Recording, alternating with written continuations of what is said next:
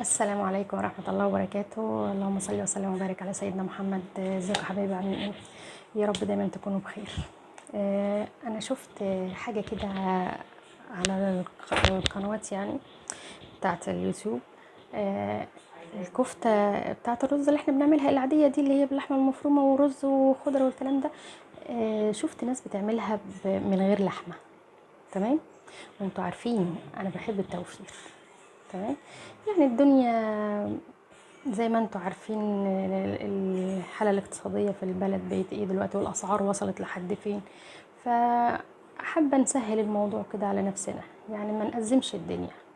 مادام في حل بديل، يبقى عادي، ما فيش مشكلة. تمام.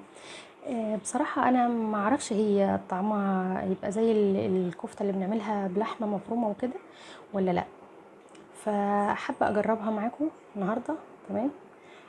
وبأمانة هقول لكم إذا كانت طعمها زيها زي اللحمة زي الكفتة اللي بنعملها، أسفة باللحمة المفرومة ولا لأ. تمام. فإحنا هنجربها النهاردة مع بعض. أولا دول معايا، أنا مش هعمل كتير، يعني مش هعمل كمية كبيرة علشان دي لسه تجربة. تمام. يعني مش عايزين نهدر، مش عايزين، يعني لو طلعت مش حلوة هتترمي طبعا. تمام.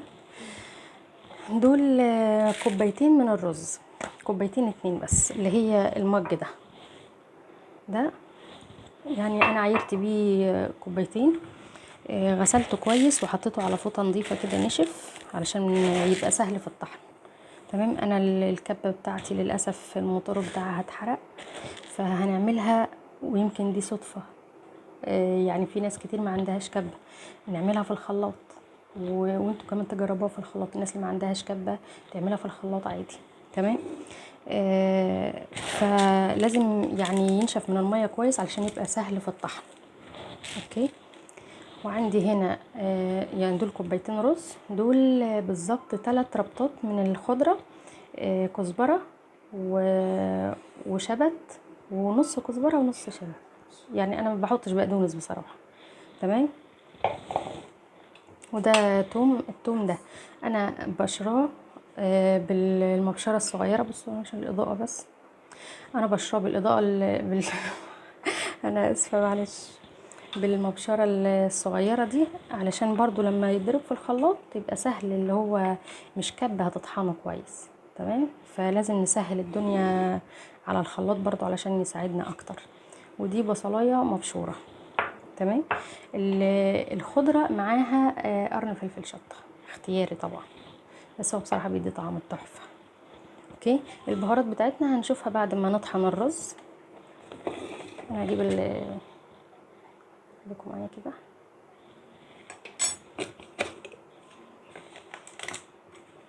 هطحنهم شويه شويه. تمام. علشان ايه؟ انا عايزاهم يطحنوا كويس. هو المفروض او اللي انا شفته على بعض القنوات ان هم بيحطوا دقيق رز، بس يعني احنا بنعمل حاجات اللي هي يعني مش مكلفه، فليه اخليكي تشتري دقيق رز؟ احنا نطحن الرز ده كويس وهيبقى زي الفل. وكمان عشان الوصفه ما طلعتش حلوه، باظت خلاص، يبقى ما غرمناش حاجه. تمام كده. بسم الله.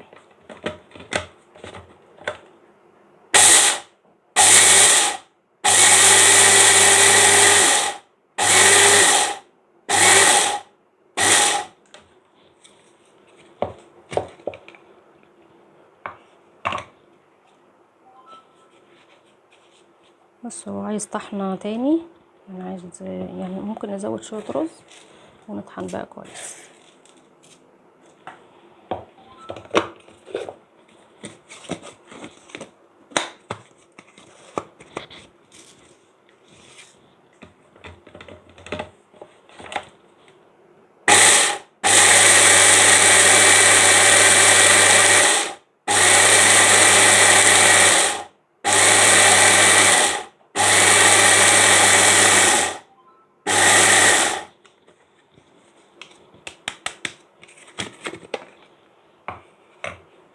بصوا.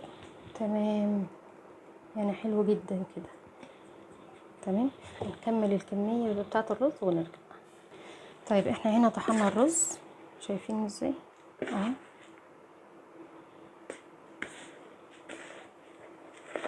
هي الكبه مش طحناه الطحنه اللي هو زي الدقيق كده بودر خالص، لا، هي في سنه خشونه حاجه بسيطه خالص كده، بس حلوه، اللي هي يعني علشان حتى الكفته تمسك، فاهمين اهي. طيب الخطوه الجايه بقى، احنا دلوقتي هنعمل هنضرب الخضره والبصل والثوم في الخلاط. تمام. هنحط الخضره الاول، بسم الله.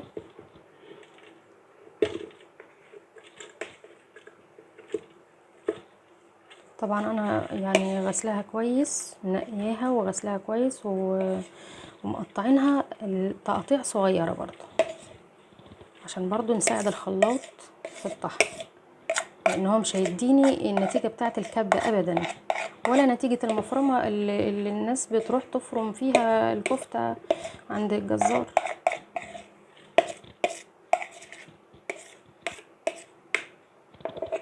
يعني هو برضو على قده.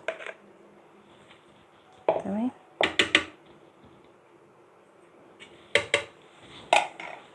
نجيب شويه ميه.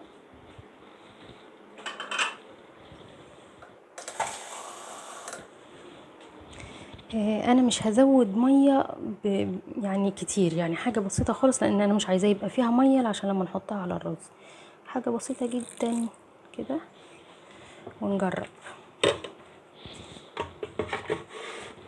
بسم الله.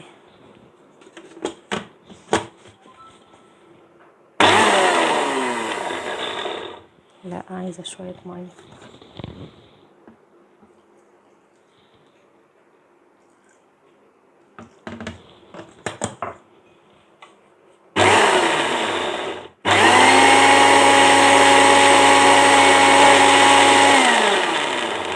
بصوا هي لسه ما اتحركتش.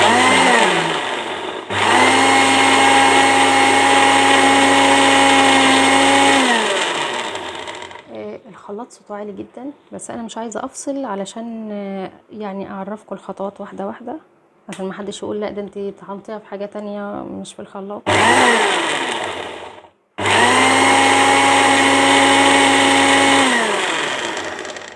نقلبها بالمعلقه كده، ننزلها لتحت.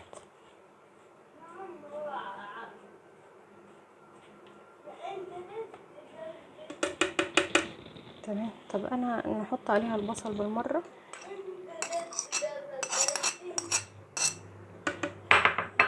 والثوم،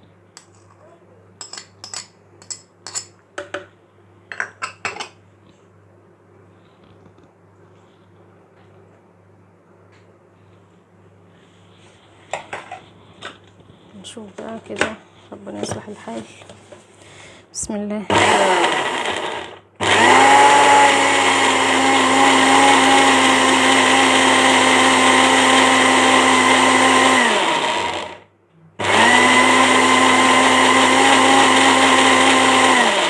بصوا هي بدأت تلف.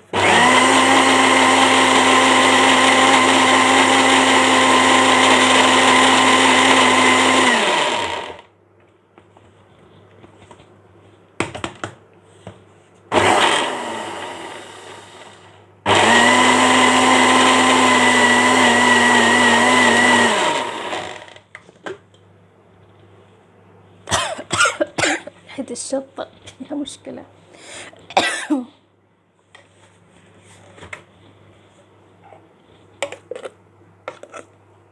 شوفوا فرمت الخضرة مع الثوم مع البصل لما احنا فرمنهم، فيعني اداها، خلى الخلاط يعني ايه يساعد نفسه. تمام. طيب هجيب انا الرز هنا كده قبل ما اضيف عليه الحاجة دي، هبدأ اضيف عليه المكونات اللي هي التوابل. تمام. دي يعني ده نص كيس من بهارات اللحمة، اللي هي المرقة بتاعت اللحمة بتاعت كنوش.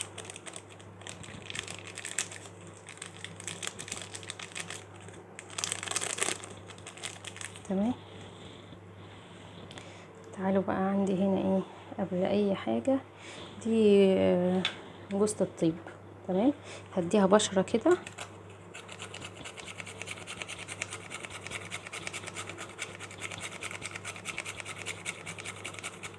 تمام كده، نركنها على جنب. عندي هنا بقى التوابل، كزبرة ناشفة وكمون، شوية صغيرين كده فلفل اسود، بهارات لحمة، سنة شطة وملح وبهارات اللي هي 7 بهارات.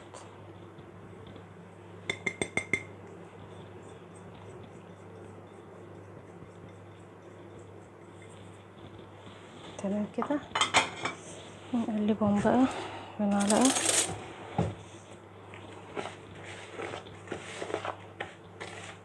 يعني انا حطيتهم على الرز عشان يبقى ايه اسهل في انهم يتمزجوا مع بعض.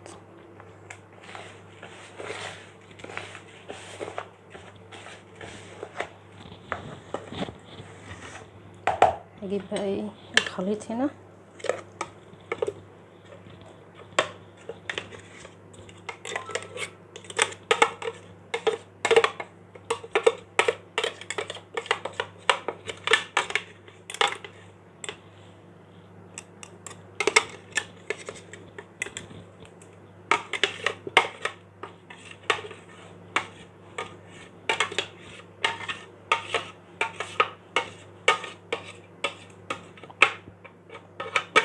نفضي كل الخليط كده عليها.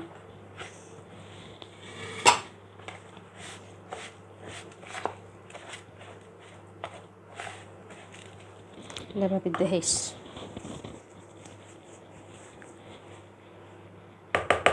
لازم تدخل يدوي. بسم الله.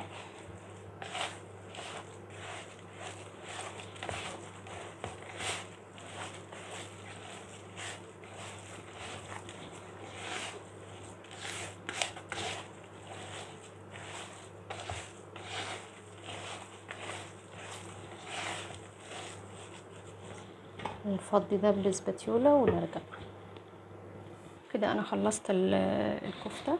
تمام، خلطناها كلها مع بعض اهي. تمام، هنصبعها بقى. نجيب ايدي زيت كده.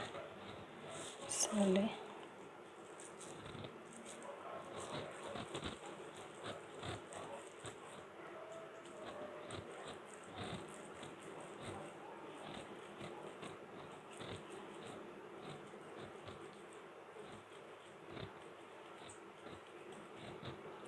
اهو ماشي، نصغر الصباع شوية عشان يبقى شكله كيوت كده.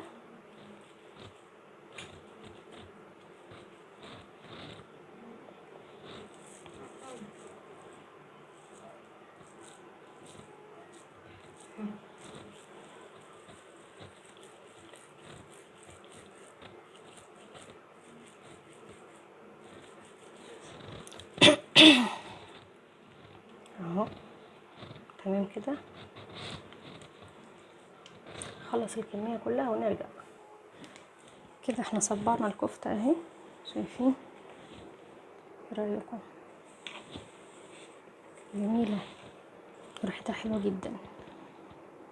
تمام كده، هنروح نحمرها مع بعض ونشوف بقى اذا كانت هتفك في الزيت ولا لا.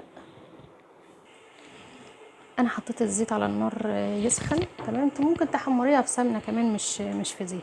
في الوقت ده انا هعمل التسبيكه بتاعه الكفته. عندي سمنه في حله كده على النار، احط فيها شويه بصل صغيرين مبشور طبعا.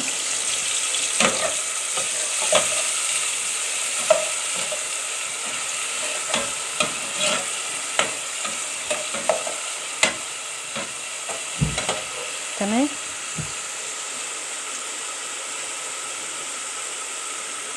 ممكن تتحمر في زيت وممكن تتحمر في سمنه عادي، يعني مفيش مشكله.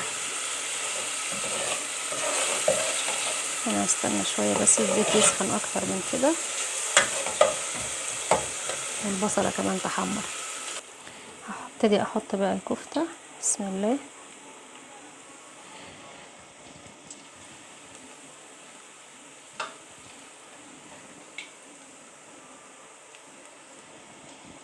متهيألي لسه الزيت مسخنش كفاية برضو.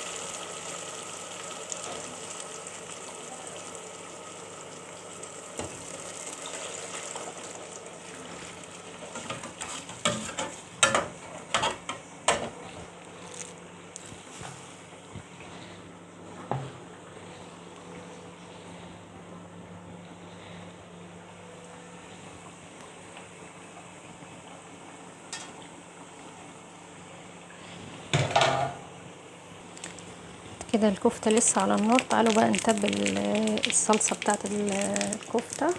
واحدة مرقة. انا طبعا حطيت شوية سكر كده علشان بس كانت بره الفيديو بصراحة. تمام. حطينا واحدة مرقة، حبة فلفل اسود، وشوية من السبع بهارات. تمام. وهنحط ورقتين لورا. والملح بقى، الملح هنسيبه لحد قبل الكفتة ما تستوي، هندوقها اذا كانت محتاجة ملح هنحط، لان احنا انتوا عارفين ان احنا محققين الكفتة وحاطين كل حاجة فيها، هي هتنزل في التسبيكة برضه. تمام.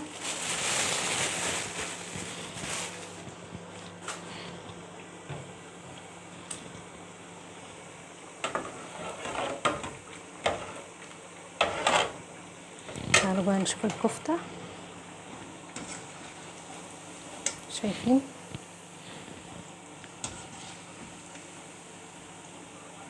انا مش حابة احمرها قوي يعني بصراحة.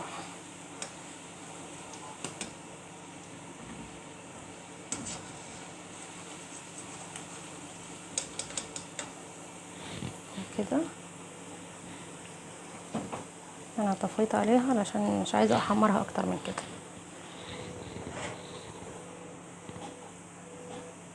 بصوا، يعني هي حلوة كده عشان ما تبقاش ناشفة.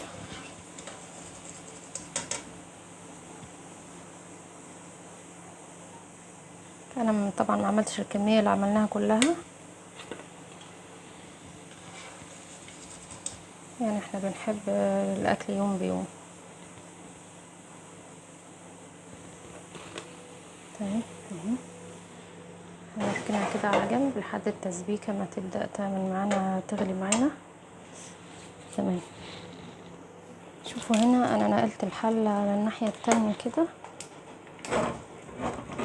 مكان الزيت عشان تبقى باينة في الكاميرا. التسبيكة يعني بدأت تغلي. انا يعني مش هستنى عليها لما تتسبك، انا هحط الكفتة وهي يعني تستوي مع التسبيكة نفسها. تمام. بسم الله.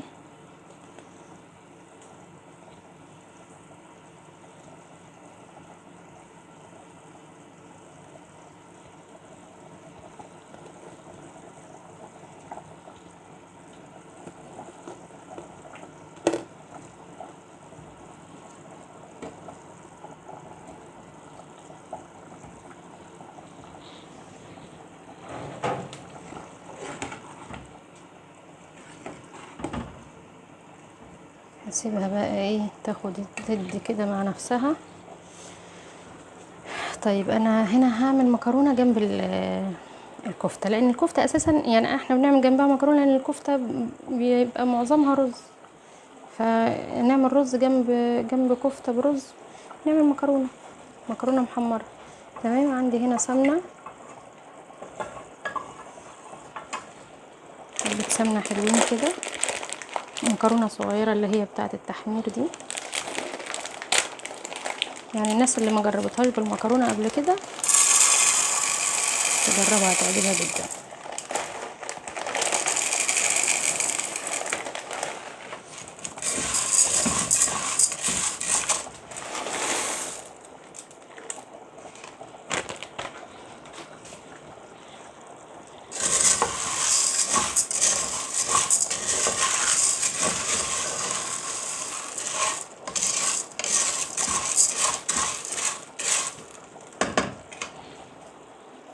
بصوا بقى، انا بفضل احمر في المكرونه اللي هي عايزاها تبقى كلها لون واحد، لون ذهبي كده كلها زي كده. تمام. يعني انا ايه، يعني لسه هديها تحميره تانية، بس دلوقتي وهي بتحمر يعني وانا بحمر فيها هحط لها المرقه. تمام كده، احط لها واحده مرقه، واحط لها الفلفل الاسود والمكرونه المحمره. يعني الفلفل الاسود بيفرق فيها جدا، بيبقى طعمها حلو جدا جدا جدا.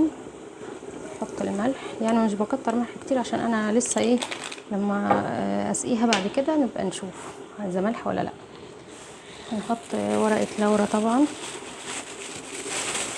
بتدي طعم تاني خالص يا جماعه في الرز وفي المكرونه. تمام كده،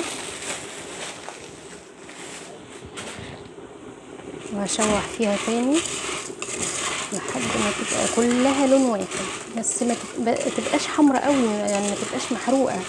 تمام. يعني انا مش عايزاها تتحرق، انا عايزاها تبقى لونها ذهبي. تمام.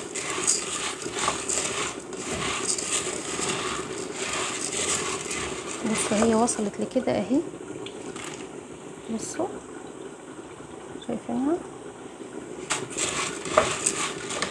بعمل ايه بقى، المكرونه اللي بتتحمر دي ما تطشهاش ميه على طول، او يعني هي انا عن نفسي ما بعملهاش بشوربه. بصوا طشوها بشويه صلصه طماطم كده. مش عايزه اقول لكم الطعم بيبقى عامل ازاي، طعمها بيبقى رهيب لما بتطشوها بالطماطم. تمام.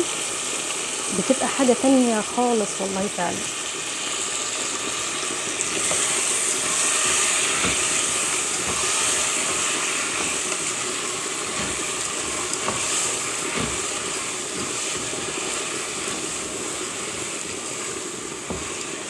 تمام. وللاسف كمان الطماطم قليله،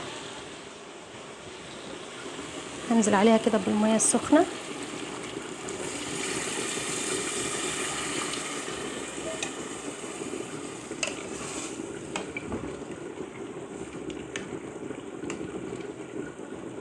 ميه سخنه يا جماعه، مش ميه بارده.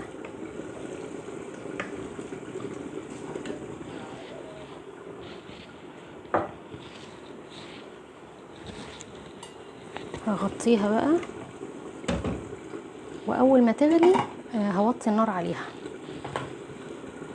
تمام. شايفين بقى المكرونه بتاعتنا طالعه دهبي ازاي، واحده واحده. ريحتها حلوه جدا وطعمها بيبقى يعني مش عايزه اقول لكم عامل ازاي، تحفه. تمام. دي المكرونه. نيجي للكفته. بسم الله. شايفين الكفته، ايه رايكم؟ مش عايزه اقول لكم يعني ريحتها عامله ازاي، وانا مش قادره ادوقها طبعا عشان لسه سخنه. بص انا قسمتها نصين اهي.